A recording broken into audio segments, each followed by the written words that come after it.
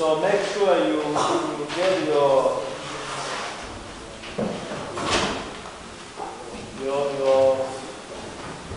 check whether everything is okay. And as a reminder, we have our test 3 on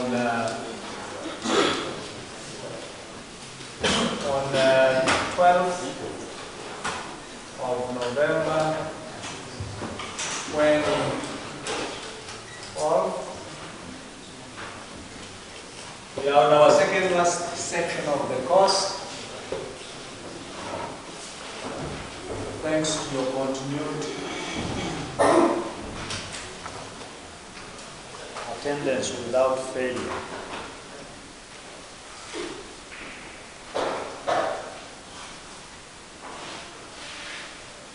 Any complaint?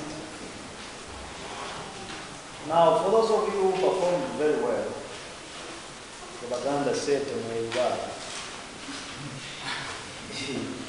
it's either you maintain the pace, or you will backslide if you don't maintain the pace.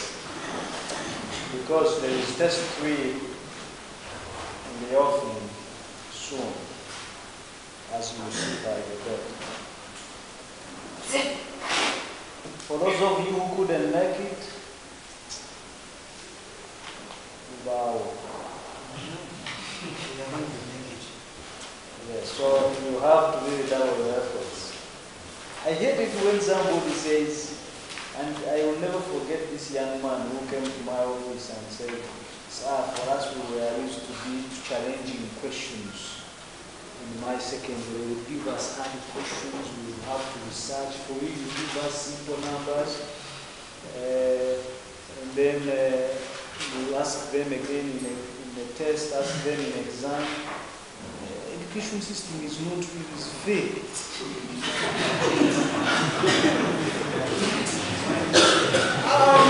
I can bring you a recording if I could.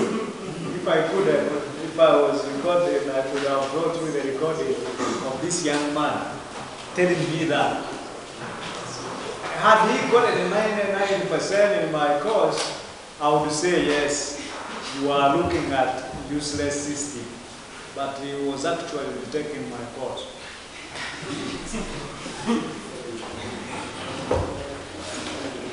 I mean, we should be realistic in our tendencies. You are taking a course and you are saying he's asking simple things. So what shows that they are simple? Everyone who went through this system of education says this system is not good. So what have you done to show that, to prove that it is fake? You have a first class that you are saying I did everything, I didn't see even anything challenging. It is a cram and whatever. If it is a cram and what? Pass it on and then add it. That is not challenging because I didn't find anything interesting in this. My ingenuity surpassed the system. But you are fake, you didn't even make it, you are criticizing the system. Okay, so we almost completed the other part up to page 150, and I indulged you into looking at the examples. I hope you will be able to go to an extent to read through those examples. If we finish early, so practicals are next week, because by then I should have finished, and then I will guide you through practicals. To me, that's the essence of practicals. You do practicals when you know the theory. Unfortunately, all my practicals are almost beyond, there's no practical that concerns the much previous work we did. The ones which are functional. So I thought I would rush fast, and then we do practicals and see whether they relate to the theory. So I wanted to say that, and today is the deadline for handing. And then until 17 hours, and that is for refracts. They add to the final mark. So you better be careful and keen. Thank you. Excuse me, before you go, I hate carrying people's papers.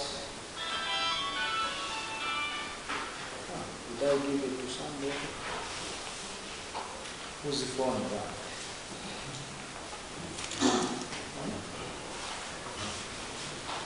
I'm not going to punish you. I just want the person, the rich person who carries the phone, which means like. So today we shall look at the propagation of EM waves. Propagation of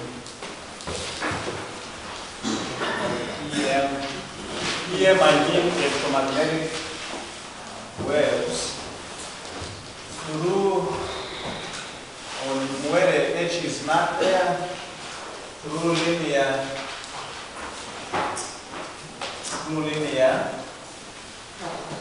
homogeneous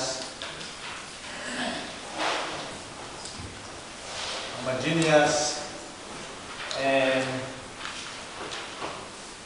isotropic media.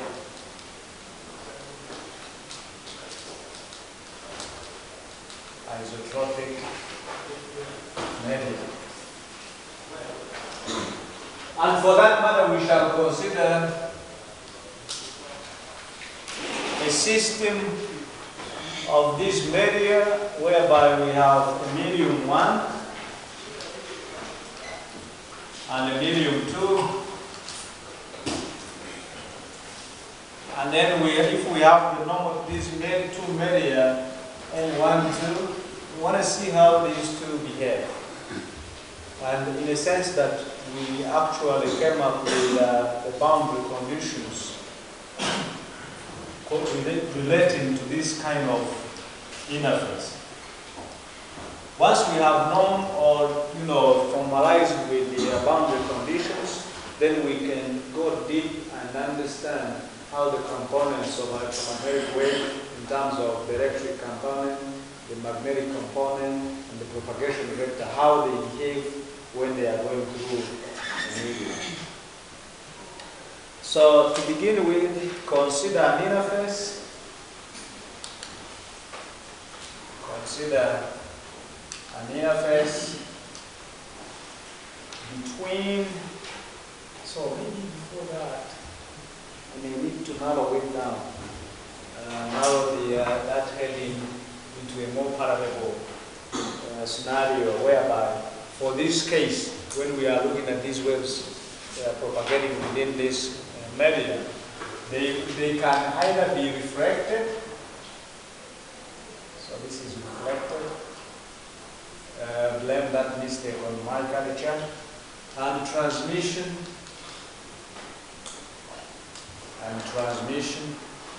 at normal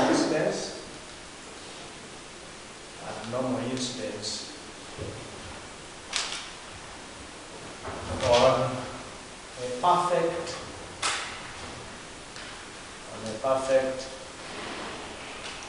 dielectric. And for this case, that's where we have to consider an interface. Consider an interface between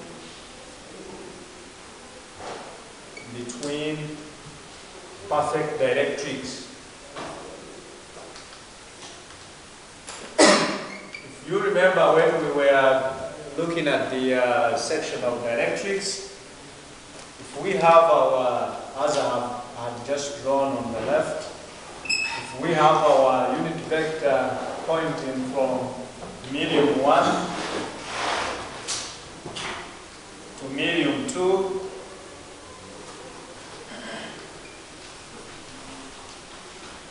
we have N1, 2 pointing from medium 1 to medium 2, we need to recall a couple of boundary conditions that we stated.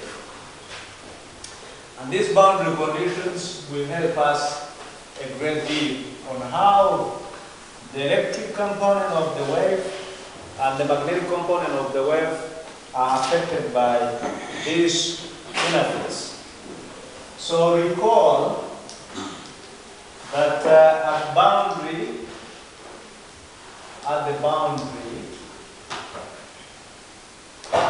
we got N12 cross H2 minus H1 was meant to be equal to the surface currents, which if we talk of perfect dielectrics, there is no surface current. So it will be equal to 0. N12 cross E2 minus E1, which is the tangential component, was equal to 0. It was continuous. And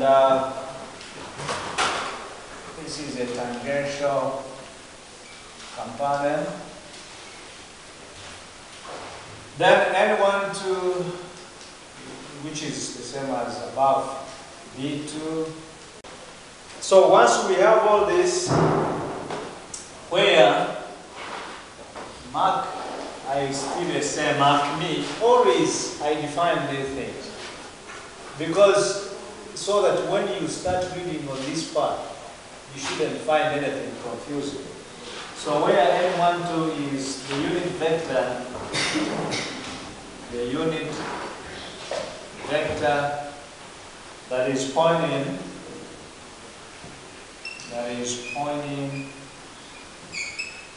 from medium 1 to medium 2. So now that we know the boundary conditions and we know what each of the technologies go by, we are going to assume that, or we are going to take EI to be the incident electromagnetic part of the, electric part of the wave, and HI as the incident magnetic component of the wave. And then we shall look at when the incident hits the interface, what happens with how is the electric component reflected, and how is the magnetic component reflected.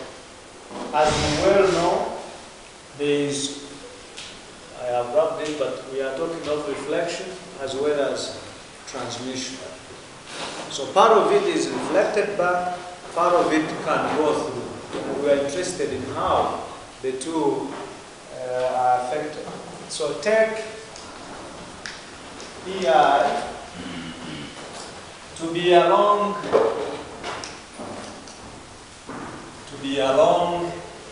the x-axis. That is the incident wave. So of course, if we take that the EI is along the x and the HI will be along the y, so the propagation will be along the z.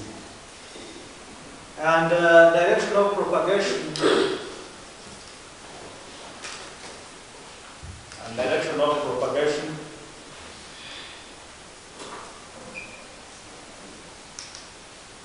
is along the z-axis.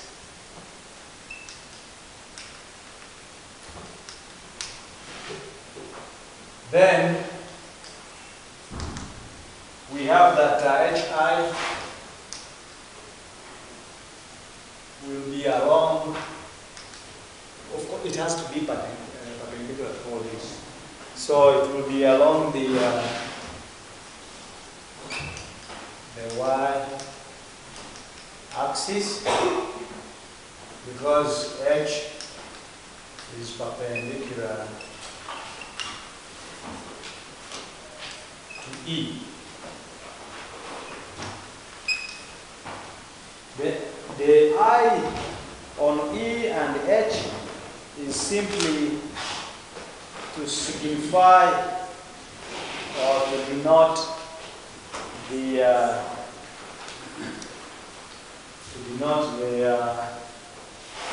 E incident wave. So the I is for incident. So I'm going to draw my propagation of the wave along this direction, which I'm going to call the Z direction.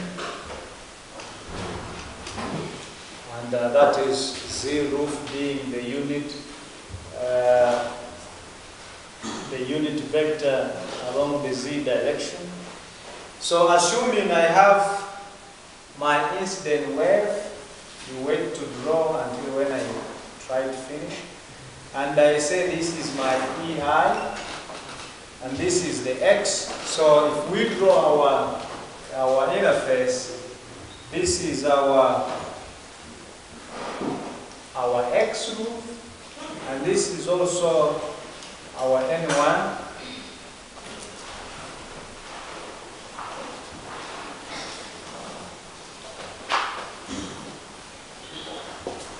N1, 2. So, I'm taking my time to make sure that we develop it together. So if this is EI, then of course along the X, our KI is along the Z, and our HI is along the Y. So this is the Y direction, X direction, Z direction. Because we are moving from medium 1 to medium 2, we shall take the properties of medium 1 as permittivity epsilon 1 and permeability mu 1, whereas when we cross the interface, we shall have epsilon 2 and mu 2 as the permittivity and permeability respectively. So remember, I said that if our waves, it is rudimentary way of presenting it, but have no choice. We are having our waves E in the vertical, and then we have the H in horizontal. Watch. If these waves meet an interface, this wave is going to reach there and it will be reflected backwards. So it's like I do the same thing in the backward direction. If you look at E, it will remain in the vertical. So our E is going to be ER in the vertical direction. Unfortunately, for H, which you may not really visualize, when the wave is coming, is going towards you, and is coming this side of it, its reflection will be opposite. Because it is horizontal. It being horizontal, this one which was vertical, you will see it coming backwards through the same path. This one will be coming back in the opposite direction. And that's why we shall have our H reflected being in this, which is minus Y roof. So this is our H.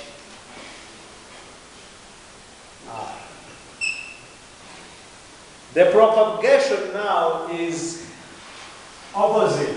So the propagation vector K reflected is in this direction. So we have our KR in the other direction. So I've finished the reflected and the incident.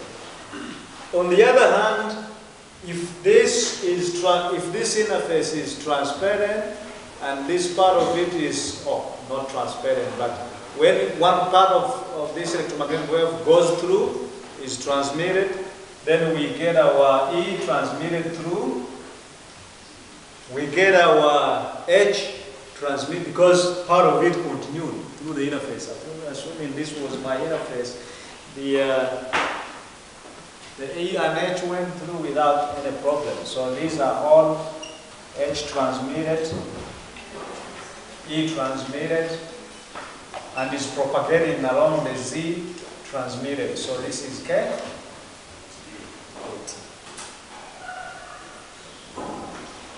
Any query about how these are coming up? Please, in your free time, try to visualize the reflected magnetic component of the magnetic wave. It should be able to help you out on how it emerges out to be like that. If this is K1, K2, and this should be 2, 2. K1, if we take K1 for medium 1 and K1 for medium 1 and K2 for medium 2. So this would imply that I'm not going to write the other equation or equations for that matter, where we had that E equals E naught exponential I K dot R minus omega T, and H equaling to H naught exponential I K dot R minus omega T. But now I want to make sure that I take into consideration all the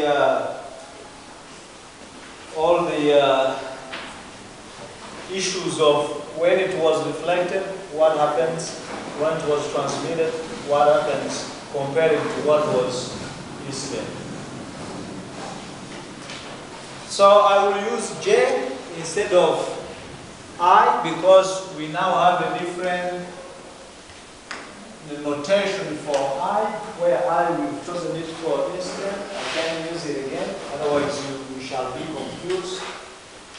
So this would imply that EI, the incident, would be the same as along the X.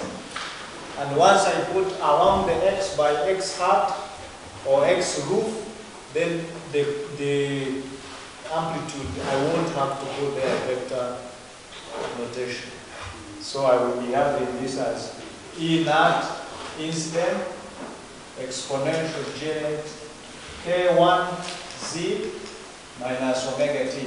And I will do this for everything across. So HI would be equal to along the Y, H naught I exponential J. We are still in medium 1, Kz minus omega T. The refracted one is still along the X, E naught refracted, and then exponential J, we are still in the medium 1, Kz minus omega T. For H refracted, it changed the direction, so it became minus, because it is opposing the Y, now it is along the minus Y. And then H naught R, exponential J, we are still in medium 1, K1Z minus omega T. When it got transmitted, we shall get the E transmitted, being the same as E transmitted is still along the X, so it would be X roof, E naught T for transmitted, exponential J. We are now in medium 2, so we shall use K2, Z minus omega T, and finally H transmitted will be equal to it is still positive y because it just went through. And then it will be y h naught transmitted exponential j. We are in medium 2 k2z minus omega t. These are our equations. So we shall be working so much with these two equations in order to find out the reflection coefficient and the transmission coefficient. And we shall eventually conclude that whatever is transmitted plus whatever is reflected should total up with what was incident. Normally, this is where we shall discover that the reflection coefficient plus the transmission coefficient should all be equal to. When you are calculating for these two in the future, and you find that they are not any value like that, you know you are wrong. It's like probability. That if we took one to be incident, part of what was reflected plus what was transmitted should give you the unity. Should give you what came in, which would be unity. Any questions so far?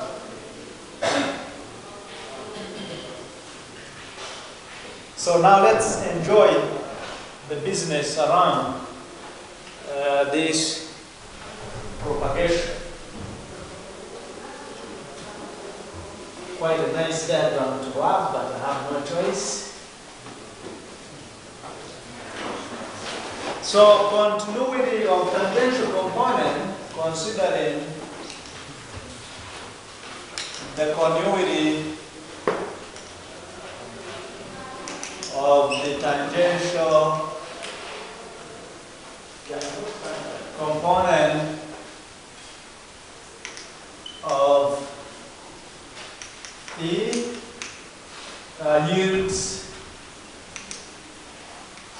yields, or is it yields, or I want to first state the continuity, the boundary condition showing the continuity. So I will first say which is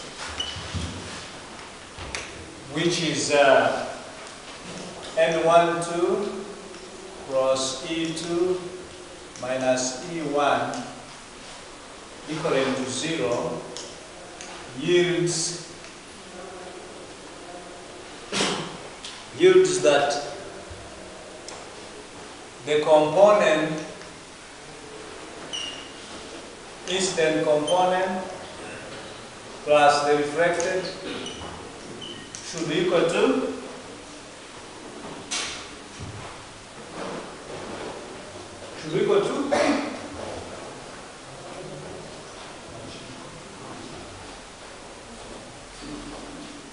reflected on the left, and the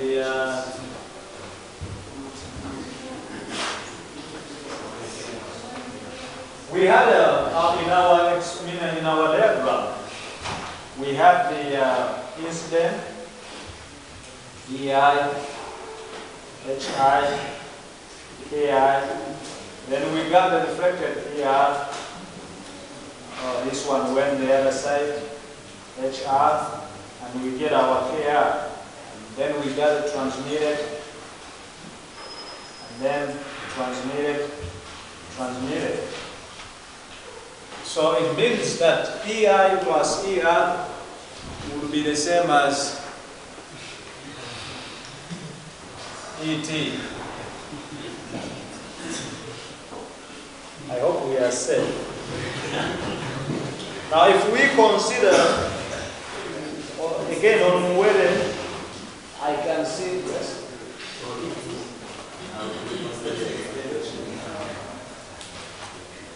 Pardon? We consider X negative and we put it before. This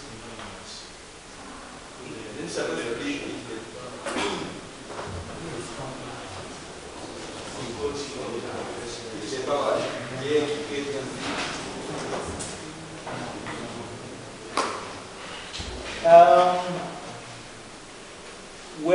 had a way of propagating in an arbitrary direction.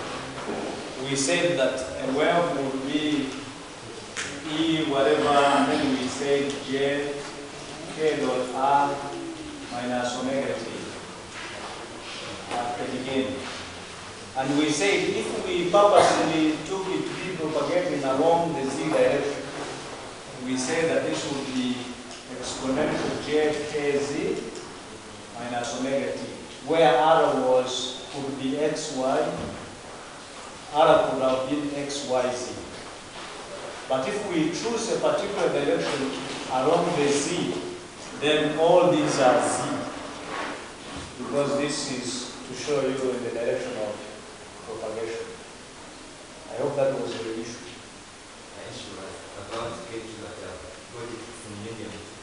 Yeah, so when you have transmitted, you have to consider now the medium with K2, this was K1, and which was equal to epsilon 1 mu 1, this was epsilon 2 mu 2. Okay, so this would imply that this is the same as with the amplitude, because this whole stuff is the same. Yes? I'm trying to get that EI plus ER is propagating. I thought that maybe that ER is negative under normal circumstances. Because I'm having E incident plus E reflected is equal to E transmitted. Normal circumstances that's impossible. I don't know that. What are the normal circumstances? No, usually, maybe people look at light. When light is resistance in machine, what is transmitted will be the difference between what is incident and what is reflected. Well, we shall see. So E naught R plus E naught R would equal to E naught T. And this will be our equation 1. Now, since there are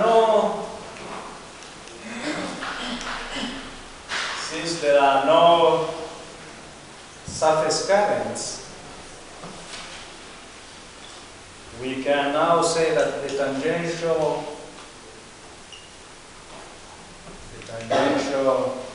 component of H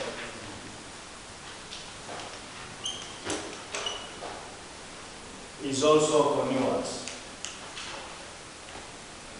And because of that continuity, we shall have that N12 roof cross H2 minus H1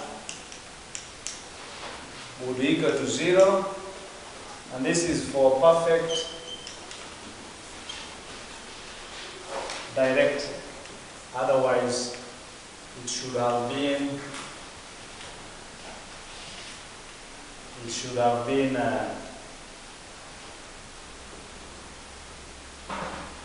the JS.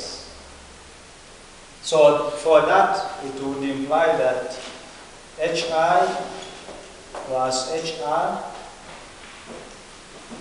would be equal to HT,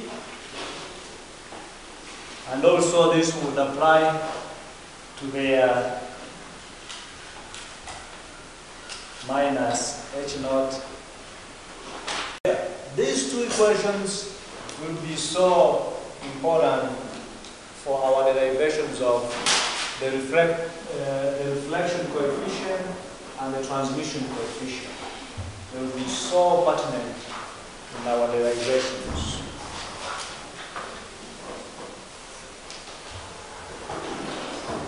So in a way, I would like to just develop one other part so that we can do all these derivations in our next lecture, when some of you have actually cross-checked whether what is trying to say that the incident and the reflection cannot be equal to the transmitted because of the boundary condition. So as you are trying to look at that, what if it was a negative in a sense? Without me putting minus, but what if it was a negative and I'm adding the 2? I have put them being added together, but what if eventually actually this is a negative? Or what if they were fractions?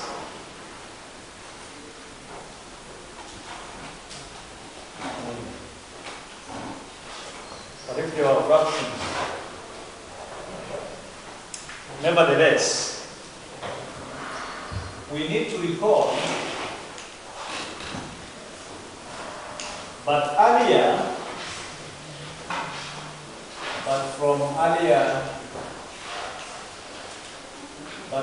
earlier computations, when I say earlier, it doesn't mean today, but a couple of lectures, we say that h is the same as the root of epsilon over mu multiplied by e.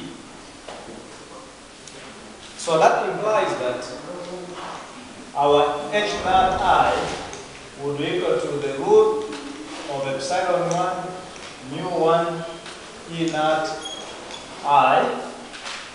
The reflected one, the reflected amplitude is still in medium 1, so it will be epsilon 1 over mu 1 e naught R.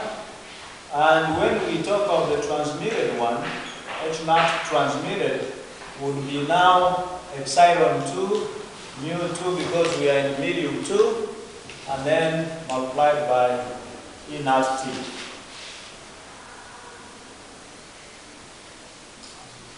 Yes.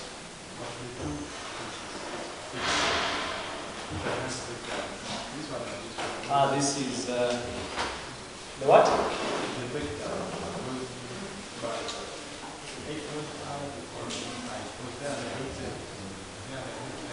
When you talk of the, when we go to the side of, because when we had our h, our hi was equal to y, and that y shows you in which direction. So I won't put the vector because the y roof, I mean y cap, y hat will already signify where it is pointing. So I won't put anything here. I only just go to say this is k1z minus omega t. And it goes by any other. By putting ei equal to x roof, e naught already I will say it's along the x. So that alone cancels out the issue of putting. Because we put vector symbol on A to show you that we are considering both magnitude and direction. That's why when I want to talk of my displacement from office, I have to say I was displaced from office to the lecture theater to have my lecture. Displacement is a vector. But if I want to show that I drove 20 kilometers and I'm not interested in telling you from where to where, I just want to complain about the price of fuel, I will be interested in the magnitude. And then that's where we say distance is a scalar. With those few words. So we shall continue from here tomorrow. When we now know the direction of this.